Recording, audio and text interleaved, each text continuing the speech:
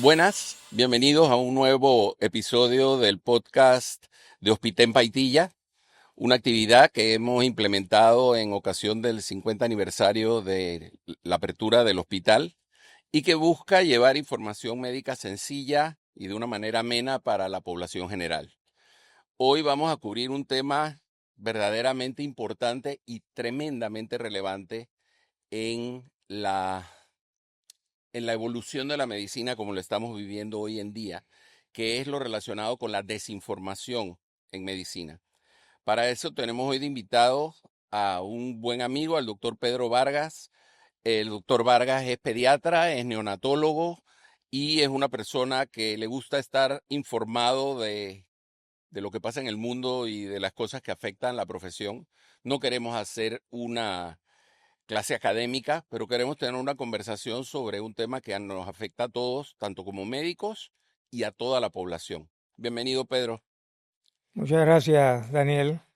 Espero que podamos satisfacer tu interés social de educar a la población en estos asuntos y en un momento muy particular porque estamos recibiendo en el campo de la medicina un bombardeo de desinformación significativo y serio, nocivo.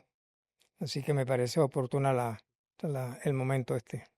Estamos, estamos por primera vez, por lo menos desde que yo tengo memoria, por las cosas que están pasando en relación al secretario de Salud de los Estados Unidos, a Robert Kennedy, que es un conocido eh, conspiracionista de la medicina, donde las instituciones que representaban la medicina más seria de los Estados Unidos están comenzando a saltarse la ciencia de una manera olímpica. Eh, eso es un tema que realmente debe preocuparnos porque perdemos una de nuestras importantes referencias. No, y la gente podrá decir, bueno, ¿qué nos importa Robert Kennedy? No, no es que nos importe Robert Kennedy, es que en el mundo de la ciencia y de la medicina, los institutos de salud serios de los Estados Unidos, como el Centro de Enfermedades Contagiosas del CDC y el FDA, la Administración de Alimentos y Drogas de los Estados Unidos, eran sitios de referencia para ver cuál era el, est- el arte de la ciencia, ¿no? El estado del arte. Y la gente sigue recurriendo a eso y se va a encontrar ahora una serie de cosas increíbles. Por ejemplo, esto que acaba de ocurrir esta semana. eh, Él había prometido a un senador conservador de Luisiana, Bill Cassidy, cuando le preguntaron si él iba a tocar el asunto que había precisamente en el CDC sobre ninguna prueba de que las vacunas producían autismo, y él dijo no, que él iba a dejar eso como estaba. Y entonces esta semana se le ocurrió ponerle un asterisco tú sabes, al lema que tienen ellos allí en el sitio web, y el asterisco decía que nada de esto se había probado todavía. Ese tipo de comportamiento revela la estatura moral de un individuo que realmente debiera proteger un apellido por todas sus contribuciones a la democracia en los Estados Unidos. Pero vuelvo y te repito, el gran problema de eso es que tiene repercusiones mundiales. O sea, no es que dije porque ocurrió en Estados Unidos no nos afecta a nosotros. En estos días una mamá preguntaba que si le podía dar Tilenol al niño porque el Tilenol producía autismo. Otra de las grandes eh, presentaciones que Robert Kennedy viene haciendo desde hace un tiempo para acá. Y desde hace un tiempo para acá es mucho tiempo, ¿no? Porque cuando las teorías de conspiración nacieron ya él estaba ahí. Ah, no, sí, sí. Robert Kennedy es un... De hecho, yo en alguna ocasión leí que es una de las principales, que durante la pandemia del COVID era una de las principales siete, él y su cuenta de redes sociales, era una de las cinco principales fuentes de conspiraciones en relación al COVID. Entonces el premio que se le da es nombrarlo secretario de salud, cuando pudieron haberlo nombrado secretario de cualquier otra cosa, lo nombran secretario de salud para... Y acaba de nombrar en el CDC como director del manejo de estas cosas El individuo que estaba, creo que en quinto lugar de más prescripciones de ivermectina durante la pandemia, ¿no? Cuando se, se demostró y se llamó la atención sobre la ineficacia y el riesgo de dar ivermectina a pacientes que estaban sufriendo de la infección del COVID. Él se ha ido rodeando precisamente de la gente que conoce desde hace rato porque tenían la misma dirección, ¿no? Es que es terrible.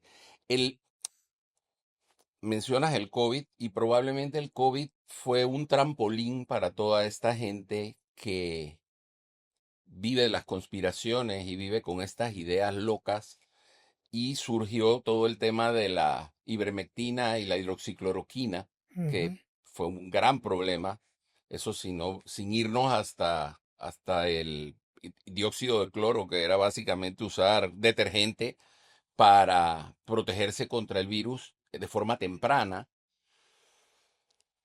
pero o sea, población general tiene la idea de que esto de las conspiraciones y la desinformación es una cosa que salió con la pandemia, que surgió con la pandemia. Yes, entonces, Pero uno que ya lleva más años dando vueltas por esto, ¿desde cuándo tú dirías que esto comienza a coger fuerza y comienza a hacer, bueno, fuerza sí, probablemente la pandemia le sirvió de palanca, pero ¿desde qué momento esto de la desinformación, que para un científico no tiene ningún tipo de sentido, o sea, llevar una información contraria a lo que la ciencia ha demostrado o a lo que la ciencia considera correcto en un momento determinado?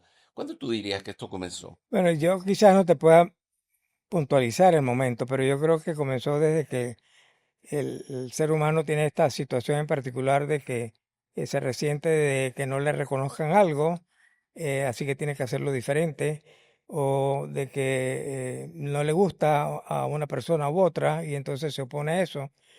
Y ahí quisiera yo señalar algo que es muy importante. En los Estados Unidos, disinformation no es lo mismo que misinformation. Nosotros tenemos un solo término, a no ser que le pongamos un adjetivo al lado. Y la diferencia entre uno y otro lo da es la intención de la información engañosa. En disinformation hay una intención de engañar cuando se divulga algo que es falso, eh, que no existe en misinformation, donde sencillamente la información que se tiene es falsa, pero no se divulga con el interés de engañar. Y eso es human behavior, comportamiento humano. Me parece que es a partir de ese comportamiento que esto ocurre. Desde epidemias tú sabes, del siglo XVI, XVII, que se crearon muchas teorías también de conspiración al respecto. Acuérdate que a España es la que califican de la culpable Sí, exacto. de la plaga porque el transporte era por el Mediterráneo y se cruzaba todos estos países, ¿no? No, y era, Ah, y era quienes sacaban las noticias porque los demás estaban ocupados informando sobre la guerra. exacto, Entonces, la gripe española exacto, cargó con ese, exacto. cuando se originó en Estados Sí, Unidos, en los campos de entrenamiento de los soldados de los Estados Unidos que llevaron la influenza a Europa en la Primera Guerra Mundial. sí. Pero las conspiraciones no son nada más en la medicina. Y Ah, si te no, por vas a supuesto que eso, no. por ejemplo, el asesinato de Kennedy, ¿cuántas teorías de conspiración no ha tenido? El alunizaje, ¿cuántas teorías de conspiración no ha tenido? O sea, Las Torres eh, Gemelas. las Torres Gemelas y todo lo que pueda crear morbo y que coja de sorpresa a la gente.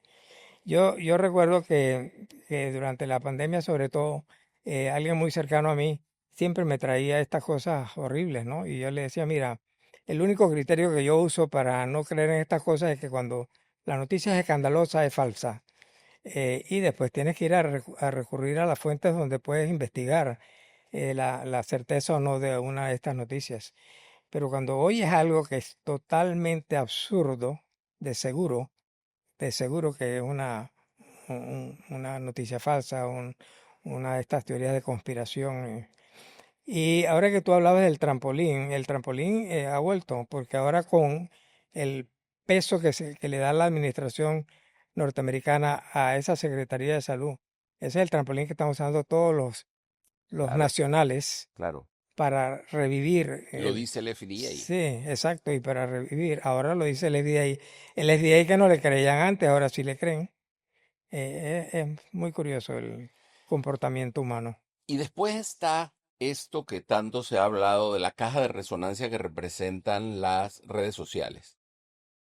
O sea, las redes sociales han puesto las mentiras al alcance de todo el mundo, porque pues antes no, o sea, no era lo mismo que esto saliera publicado en un libro o en una revista o saliera en una emisora de radio, pero con esto de las redes sociales y los retweets y que el Instagram y los Reels cuando uno voltea a ver es una invasión. Sí, las redes sociales le dieron micrófono a todo el mundo y fue el momento para que todo el mundo surgiera, emergiera de las profundidades donde estaba y se hiciera conocido y ganar adeptos era lo más importante. O De sea, hecho, se inventó el concepto aquel que todavía existe, de influencer, ya es hasta una profesión. exacto. Y hablando de influencers, tú sabes que los pediatras somos los mayores influencers en cuanto a asuntos de salud, pero tenemos de todo también. Ah, por supuesto, como en Eh, todo. sí, Yo creo, en tu práctica de todos los días, tú ves muchos pacientes, llevas mucho tiempo viendo pacientes, seguramente ya tienes pacientes tuyos que sus hijos, y cuidado que sus nietos también pudieran ya ser pacientes tuyos. sí, ya soy abuelo de la medicina. Eres abuelo de la medicina. eh, ¿Cuál es el principal mito al que tú tienes que enfrentarte en tu... Yo puedo decir que en el mío son que las estatinas no sirven y que son peligrosísimas y que aunque bajen ya hasta me han dicho que el colesterol es bueno que esté alto. O sea, hasta esa fue la última que ya escuché. Ujú. Pero en tu caso, ¿cuáles son las más frecuentes?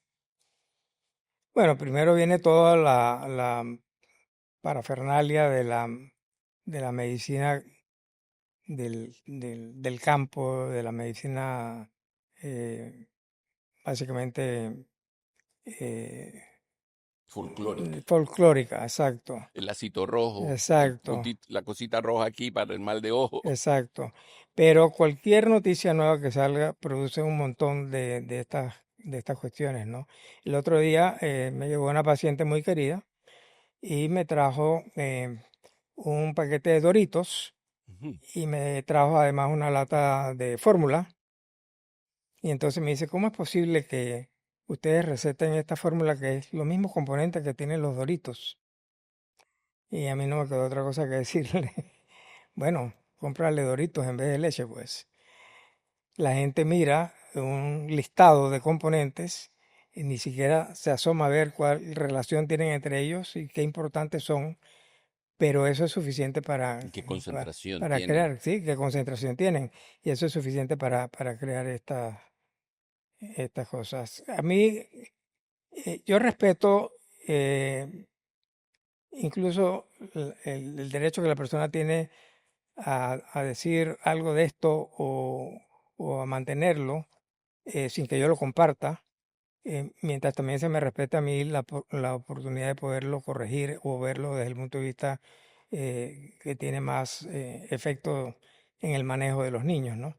Yo aprendo de muchas cosas que son anécdotas, sobre todo de las abuelas, pero hay que ponerle a cada cosa a su lugar. Una de las cosas que son tremendamente frecuentes es llegar y ver al niño que viene con un lacito en el tobillo o en el brazo rojo, tiene que ser rojo, y eso es para que no lo den y para sacarle del camino todas las maladís, las enfermedades que puedan tener, los malestares.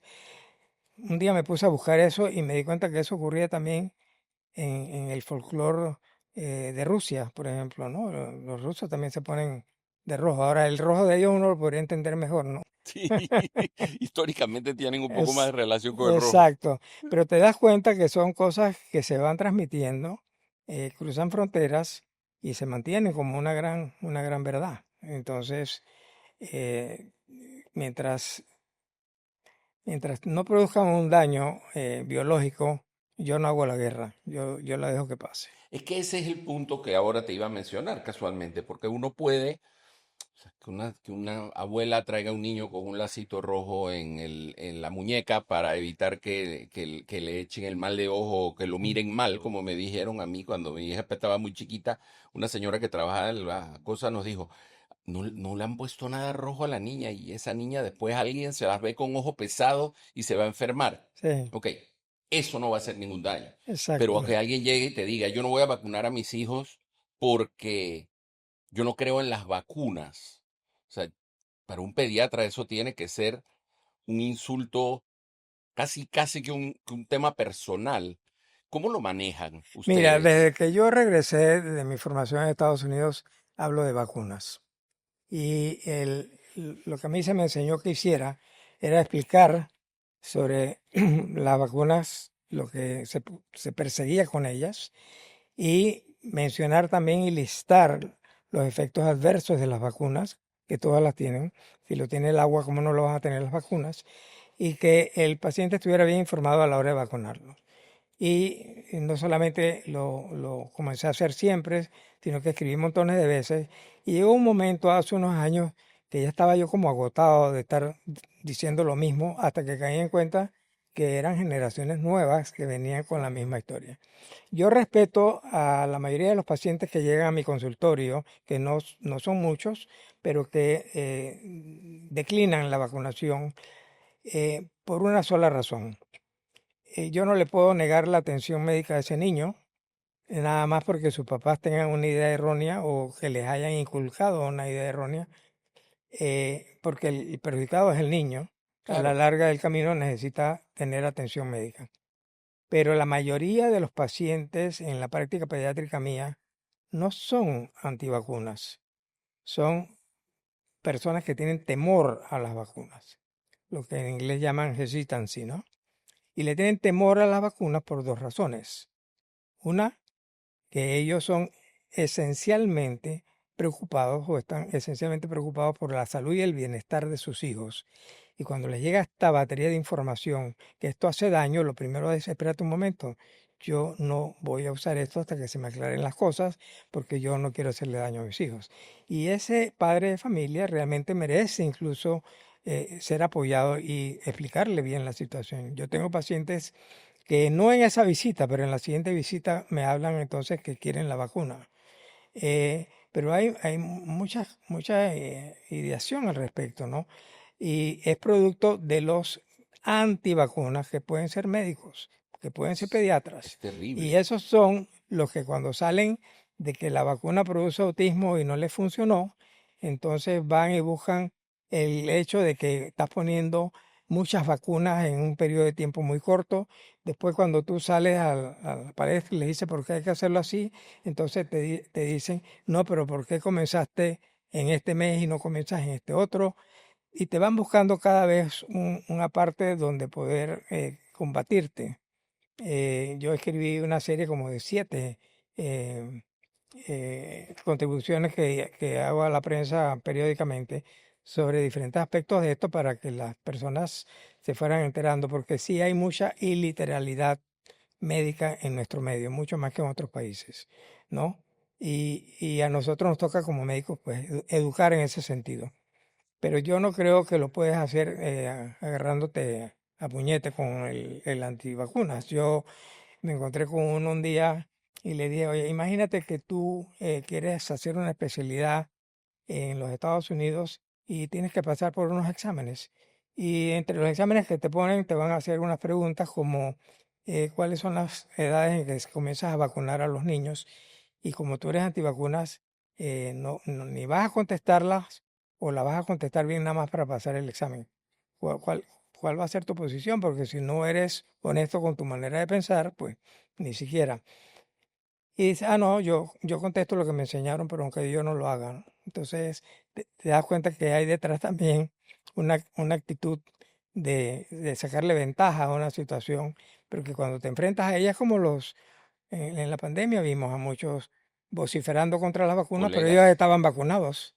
y colegas, yo, yo en la pandemia, o sea, la pandemia a mí me abrió los ojos de muchas cosas y yo debo reconocer que hay algún colega a quien yo frecuentemente le refería a pacientes y que dejé de referirle paciente después de ver la actitud que tomó con cosas como la ivermectina, la hidroxicloroquina, el dióxido de cloro, las vacunas.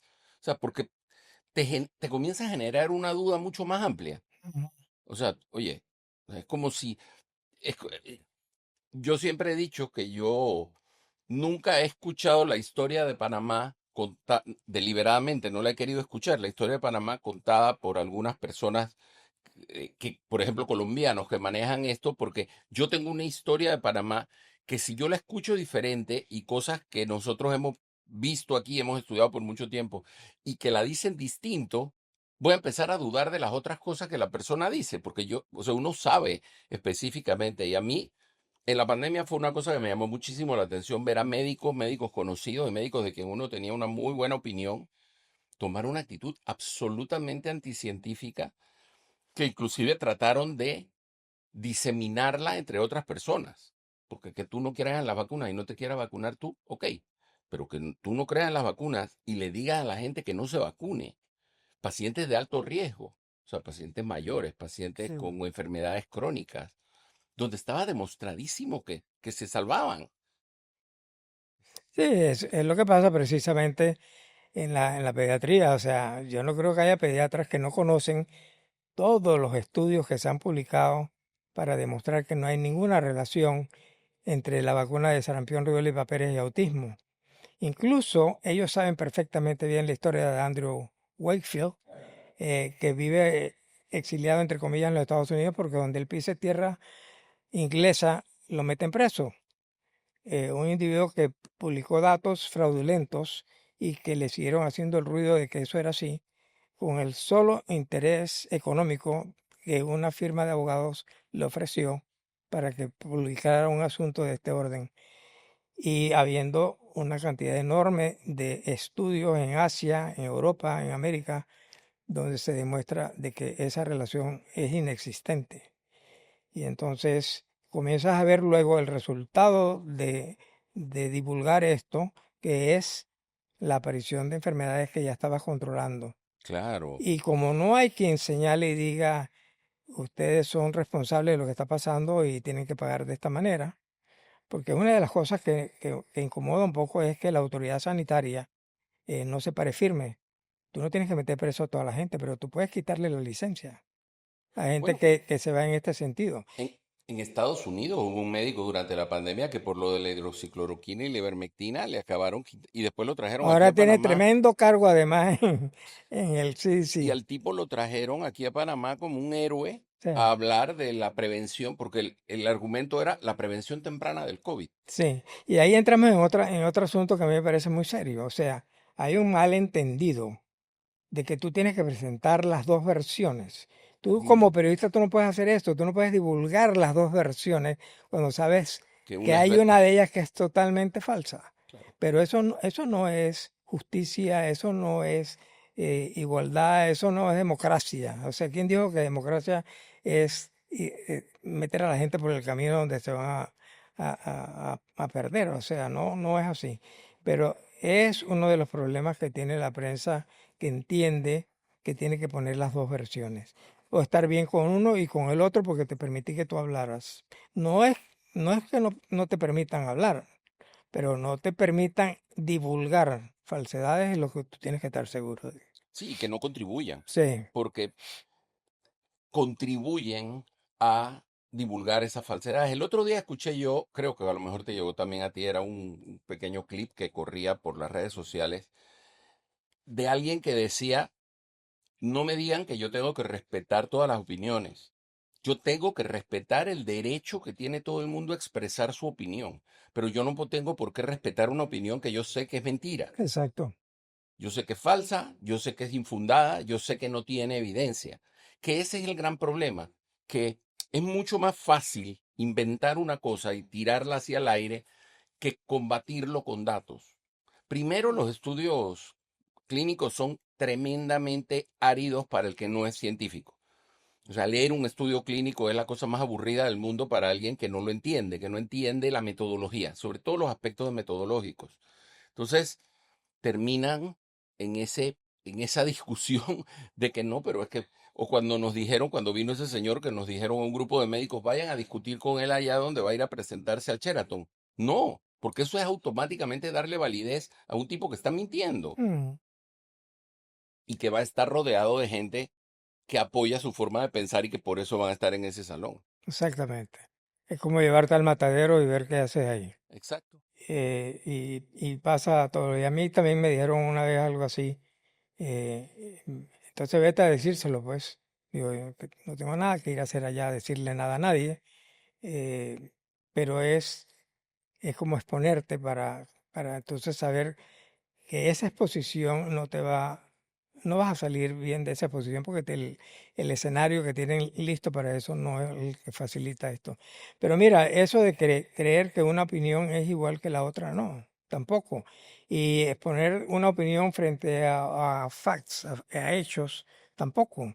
Y la gente no ha entendido eso y te lo digo sinceramente, que creo que un porcentaje importante del defecto viene del hecho de que los periodistas tampoco se prepararon para afrontar estas situaciones. Bueno, yo creo que nadie estaba preparado para lo que terminó siendo la pandemia. Lo triste de la pandemia es que yo durante la pandemia, en todo ese montón de tiempo que nos estuvieron encerrados, leí un libro sobre la pandemia de gripe de 1918, pero allá para principios del siglo XX, y lo que pasaba era lo mismo. La Lo gente no se mismo. quería tapar la boca, la gente no quería dejar de ir al trabajo, decían que era una intención del gobierno para controlarlo. O sea, La misma no hemos cosa. aprendido nada en 100 años. Sí. O sea, es impresionante. Ok, vamos, vamos a ver una cosa que sea el aspecto contrario, porque estamos hablando de todo lo parte mala, pero ¿cómo convencemos a la gente? ¿Cómo hablamos con la gente que llega y nos da una de estas opiniones que no son ciertas, que está equivocado? ¿Cómo? Y más que nada esa pregunta te la hago porque los médicos más o menos tenemos una idea de cómo hacerlo. Pero si una persona de las que nos está viendo que no es médico y que tiene una idea clara sobre los beneficios que puede hacer y se encuentra con otra persona que no es médico y le dice que no, ¿cómo lo enfrenta? O sea, tú me dices, no, no lo voy a agarrar a golpes. Claro que no lo vamos a agarrar a golpes, pero ¿cómo lo enfrenta para convencerlo? Bueno, lo primero que tienes es que escucharlo Claro, para saber por dónde que viene o dónde nace el problema, a ver si es de uno de estos que está mal informado o es uno que quiere engañar desinformar deliberadamente. deliberadamente. Eh, y eventualmente ir paso a paso, por ejemplo, a los argumentos importantes y darles el peso que tiene la evidencia o el hecho. Pero tenemos que estar preparados todos para eso. Entonces, esa es una de las partes difíciles. Tú ves muchas veces la confrontación que ninguna de las dos partes estás informada al respecto. Y a mí cuando me toca hacerlo con los padres, yo incluso me lleno como de prudencia, hasta de misericordia, en el sentido de que déjame escucharlo y déjame ver dónde es que viene este temor o este real convencimiento de que la vacuna X hace daño o este medicamento no sirve porque si te vas a la confrontación directa, no logras el objetivo. Yo creo que hay que enseñarle a la gente dónde ir a buscar la información. Y desafortunadamente, como mencionabas al principio, con una serie de facilidades que hay hoy día para entrar en las redes, a oír y ver cosas, uno tiene que saber que cuando quiere hacer una discusión sobre aspectos médicos, no te vas a ir a lo que dice la revista Vanidades, ¿no? Tienes que ir a buscar centros que siempre fueron respetuosos al respecto, ¿no? Y es muy fácil, es igualito, y no me quiero salir, pero cuando yo que soy creyente me mandan una notificación de que la Virgen María va a llorar si no transmite este mensaje más adelante. Y yo le digo, yo no creo que la Virgen María tenga ya lágrimas que le queden y le sobren, porque la verdad que ustedes la ponen a llorar a cada rato. Y así hay muchas cosas que son típicas de esto, ¿no? Te los encuentras a diario. En estos días yo tenía allí un paciente que me dijo es que esa vacuna no quiero que la pongas, la vacuna de varicela. Y entonces, pero pregunté por qué no quieres ponerte la vacuna de varicela y si quieres ponerte las otras. Dice, no, porque es mejor que le dé la varicela a vacunarla. Digo, bueno, eso era cierto hasta cuando salió la vacuna. Claro, Cuando salió la vacuna, se pudo ver de que había una muy buena protección sin los efectos adversos y perennes que puede dejar una infección por varicela. Aparte de que a un paciente adulto que no está protegido, la varicela le puede llevar a la muerte, una neumonía, una meningitis que pueden hacer. Entonces me di cuenta que realmente le había quedado la aquel resabio. enseñanza aquella de que, mira que fulanito, el hijo de fulana tiene varicela, vamos para allá a llevar a los chiquillos para que se les pegue. Las fiestas del cumpleaños del sarampión, que Exacto. se Entonces hablaban. muchas veces te das cuenta que no hay ni un argumento realmente sólido, pero hay algo aprendido de atrás. Y si no escuchas al individuo sobre estas cosas, no te vas a dar cuenta. Ahora, nos estamos, o sea, por razones evidentes, quedamos mucho hablando de las vacunas, que es tal vez lo que más preocupa por el impacto exponencial que puede tener el hecho de que la gente no se vacune. Sí. Pero hay otro montón de mitos, aparte del ácido rojo, ¿qué otros mitos? Lo del resfriado tratado con antibióticos que si no, no se cura. O sea, ¿qué otras cosas a ti te toca? No sé si sobre la lactancia también. Bueno, yo voy a pasarlo de la lactancia porque mañana me están llamando de Naciones Unidas o de la OMS para reclamarme. Yo me entrené en una cultura médica científica en donde además de eso se considera que la empresa o la industria de la leche o de la fórmula es vigilada y es adecuada. Pero el creer, y ya te digo que me van a dar el telefonazo, el creer, por ejemplo, que si tú das leche del pecho materno a tu bebé, lo puedes meter en el matasnillo y bañarlo ahí porque no se va a infectar, es falso. Y yo se lo traigo a colación porque realmente la gente tiene esta idea de que tomar leche materna te hace Superman o Superwoman y no es así. Nosotros, por ejemplo, cuando me entrenaba yo en el cuidado de los prematuros en Estados Unidos, entendimos desde muy temprano de que la leche del pecho materno de una madre que había dado luz prematuramente no era la misma leche de la de una madre que había llegado al término y que teníamos que investigar dónde estaban las diferencias, ¿no? Entonces, sí hay cosas que llevárselas al extremo no son convenientes porque le hacen más daño a una verdad, Claro. ¿no? De que la leche materna es el mejor alimento para los bebés cuando crecen, en muchos aspectos. Entonces, si uno no cuida eso, uno daña el mensaje. Sí, y el otro cosa con la que ustedes tienen que lidiar todo el tiempo es con el famoso derecho de los padres a que a sus hijos se hagan lo que ellos quieren hacer. Yo las veces que me han hablado de esto, les he puesto un ejemplo, les digo, mira, es cierto, tú tienes derecho a tomar decisiones sobre tu hijo, pero si tú decides bañar a tu hijo, un bebé, y decides secarlo colgado en el balcón en un quinto piso para que se seque al sol, la policía va a llegar y te va a llevar preso y te va a quitar al niño. Sí. Y tú eres su papá y tomaste una decisión para tu hijo, pero evidentemente es peligrosa. Mira, hace muchos años, Pediatric Research, que es una revista que yo he recibido, que se dedicaba a poner a los médicos al día de investigaciones en pediatría, pero serias, se publicó un estudio, te estoy hablando de probablemente 35 años atrás, publicó un estudio en donde revelaban de que la flora de la piel del recién nacido que nacía por vía vaginal era de este tipo y que era diferente a la flora de la piel del niño que nacía por cesárea. Tiene toda la lógica. ¿Para qué ha servido eso hoy? Para que haya un grupo yo los llamo fanáticos, que creen que al niño que nace por cesárea hay que embarrarlo con las secreciones vaginales de la madre porque no salió por el canal del parto.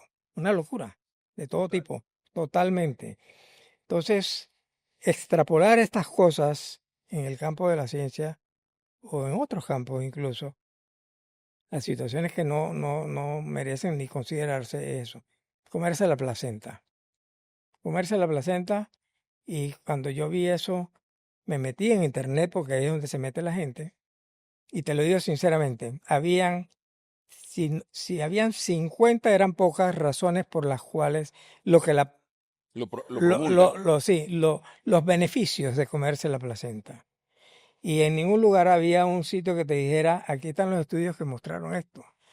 Pero se leía porque se escribía con tal autoridad que alguien que no tenía entrenamiento, naturalmente que creía eso, ¿no? Se te va a contraer el útero más temprano, vas a regresar a tu figura inicial mucho más pronto, va a mejorar tu propia salud de tus uñas y de tu... Y no había Sin ninguna ningún cuestión, soporte sin ningún científico real. soporte científico, ninguna referencia. Entonces, ese tipo de cosas se ven todos los días y definitivamente que para el individuo que no está formado en estas cosas es muy difícil poderse salir del atolladero que le produce esto, ¿no? Eh, por ejemplo, y una de las cosas que siempre hemos dicho, ¿por qué en las escuelas no se enseña más sobre salud mental si lo que tú quieres es acabar con el estigma, ¿no? De las enfermedades mentales, incluso de los profesionales que se dedican a esto?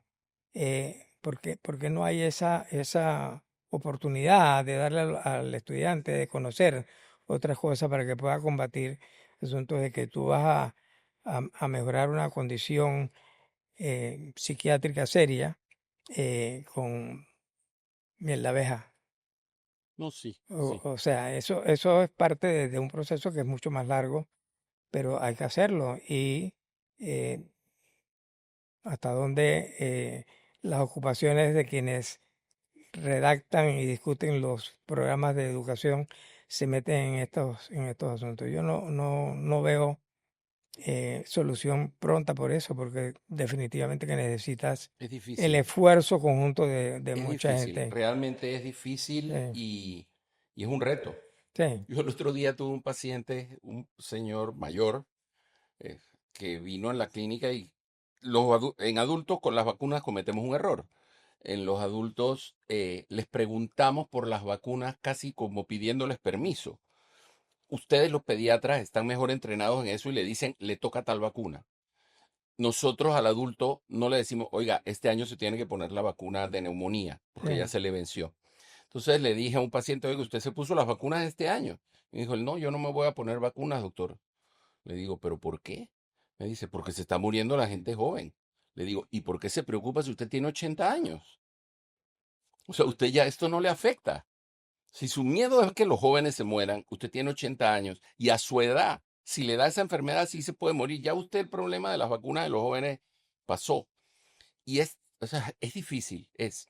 Pero bueno, para no quitarte más tiempo y de veras, muchísimas gracias por acompañarnos.